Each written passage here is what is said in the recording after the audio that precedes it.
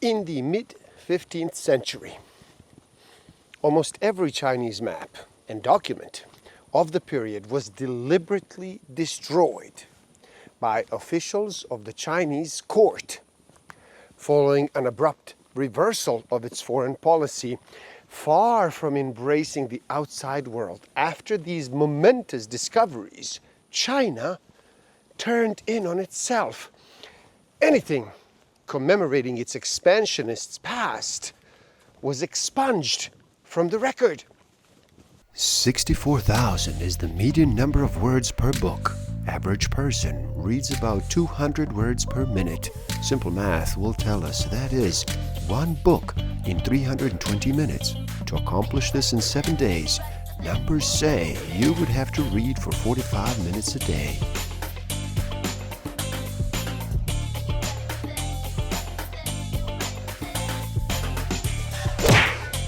Don't forget to subscribe, hit that notification button, like, comment, and share. Enjoy. Welcome to the Book of the Week series. Every week as I read another amazing title, I share it with the world. My name is Igor S.F. Walker. Today we look at 1421, the year China discovered the world, by Gavin Menzies. So how about you slow down and relax? Reduce all that noise for just a bit, make that choice, and decide to listen. In this video, we look at a story of an extraordinary journey of discovery that not only radically alters our understanding of the world exploration, but also rewrites history itself. Stick around till the end. I will share with you some tools I do have used that will help you tremendously in this game of life. Discover a way to find out what actually motivates you, what innate human need is driving all of your decisions and your behavior. I will share some tools to improve your self-awareness, your social awareness, your self-management, and relationship management. A layman, no matter how distinguished in other fields, looks at a map or a chart and sees only a series of outlines that may or may not be misshapen representations of familiar lands. Now, an experienced navigator, looking at the same map, can deduce far more. Where the cartographer who had first charted it sailed, in what direction, how fast or slow, how near or far from the land he had been. The state of his knowledge of latitude and longitude, even whether it was night or day, given sufficient knowledge of the lands and oceans depicted on the chart, a navigator can also explain why what the chart shows as islands could actually be mountain peaks. Why what was then an extensive body of land right now shows reefs and islands. And also why some lands might have been depicted with curiously descended forms. See, Gavin had seen the maps dating from the 15th and early 16th century that actually show parts of the world then unknown to European explorers. Research had confirmed that several Chinese fleets had indeed made voyages of exploration in the early years of the 15th century. The last and the greatest of them all, 4 fleets combining in one vast armada, set sail in early 1421. The last surviving ships returned to China in the summer and autumn of 1423. There was no extant record of where they had voyaged into intervening years, but the maps showed that they had not merely rounded the Cape of Good Hope and traversed the Atlantic to chart the islands seen on the Pizzigano map of the 1424.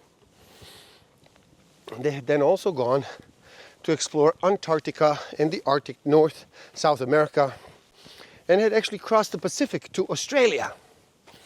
They have solved the problems of calculating latitude and longitude, and had mapped the Earth and the heavens with equal accuracy.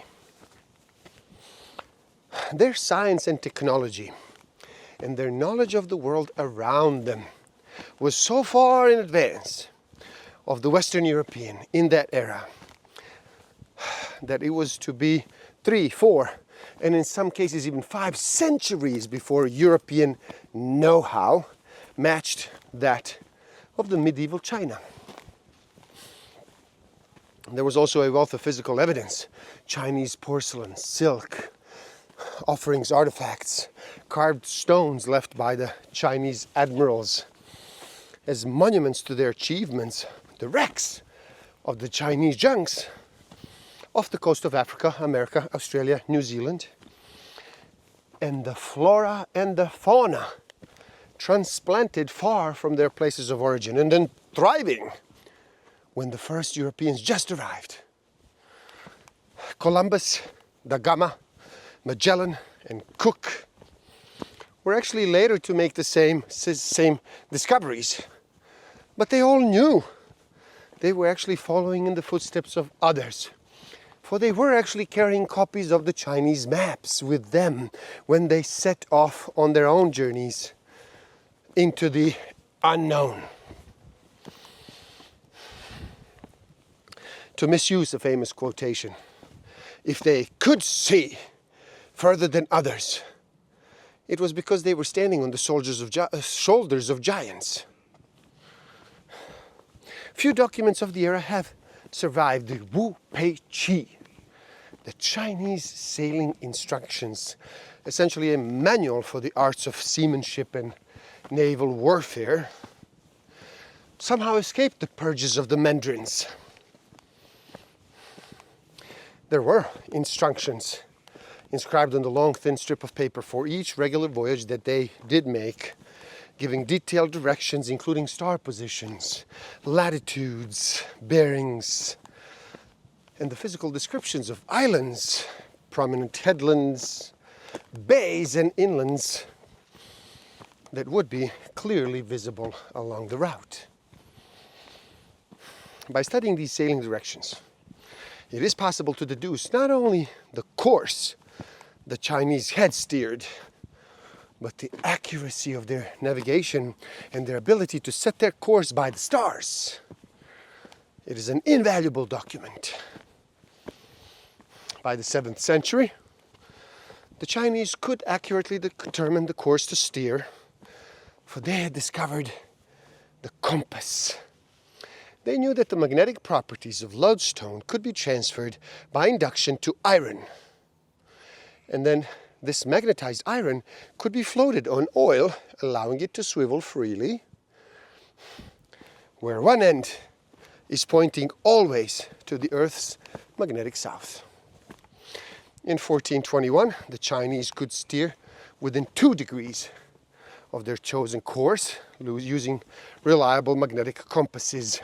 They could also measure the distance traveling using hourglasses of sand. Hourglasses. It was divided into 10 parts for the day, each part equaling to 2.4 hours, the length of one watch of the seaman on duty.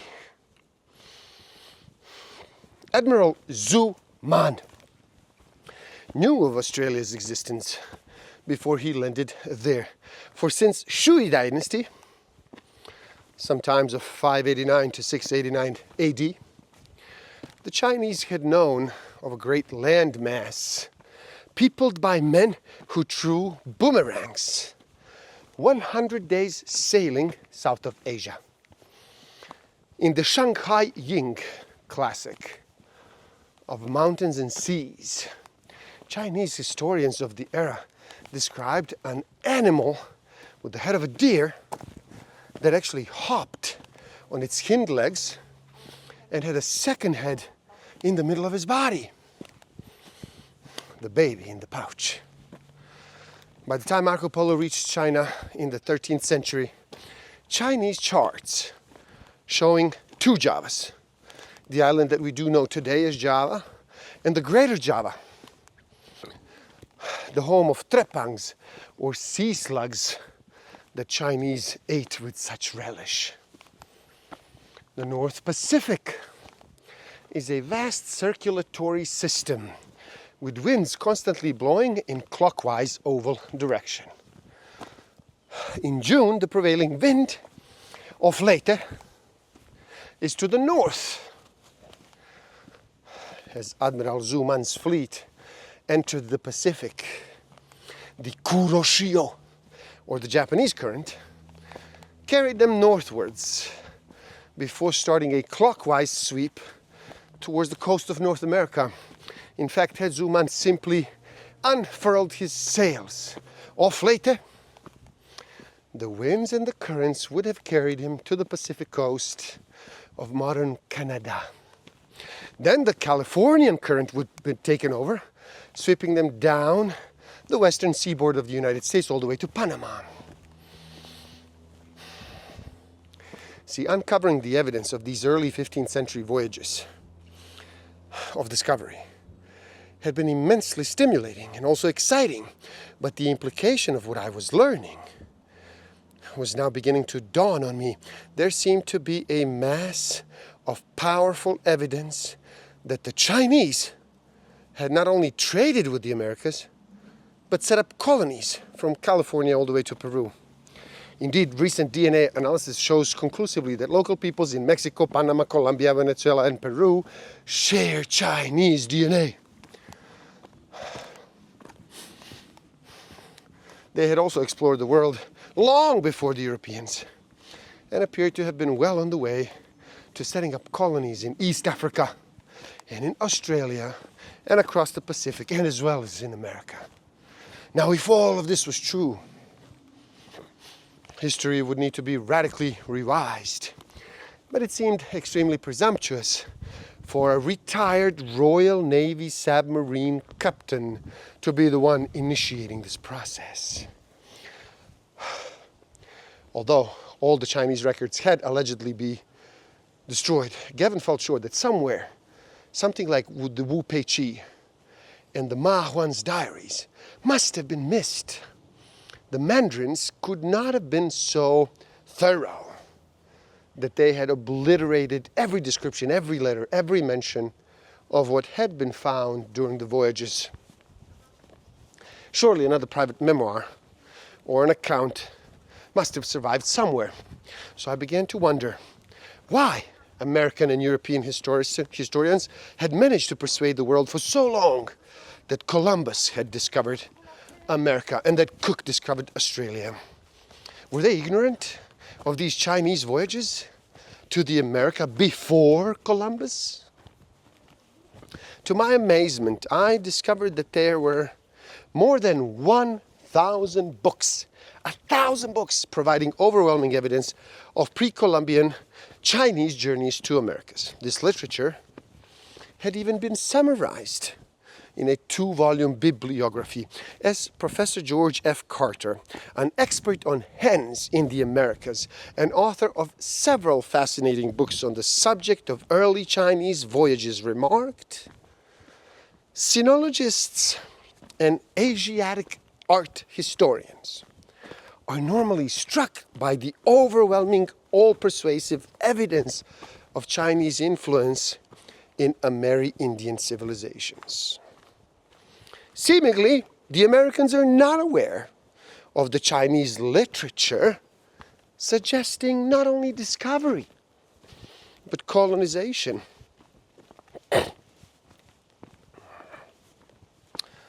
This thesis that the Chinese explored virtually the whole world between 1421 and 1423 might be a radical departure from convention when it comes to dates of the discovery of these new worlds and the identity of those who first explored them and charted them.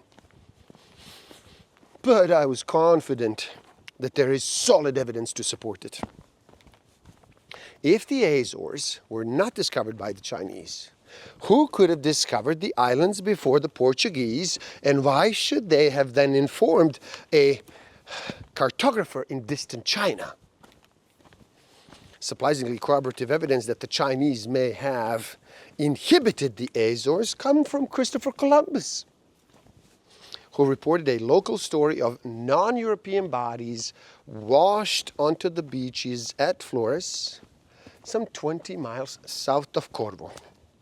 This report came before Columbus had set sail for the Americas, and Ferdinand Columbus indicates that his father believed these bodies, together with artistically carved pieces of wood, were evidence of contact between Cathay and the West. Another Chinese admiral, Zhu Wen, had now completed an epic voyage of discovery, equaling, if not surpassing, the voyages of Hong Bo and Zhou Man. Young King has also been at sea with a great fleet in the missing years of the 1421 to 1423.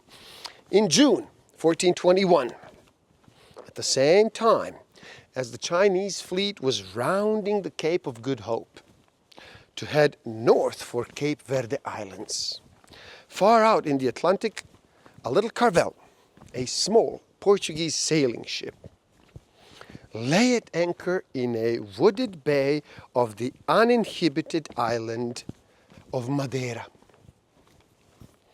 The great wave of European expansion and colonization that was to spread across the globe, for better or worse, changed the lives and destinies of billions of people, had begun in the most unobtrusive manner.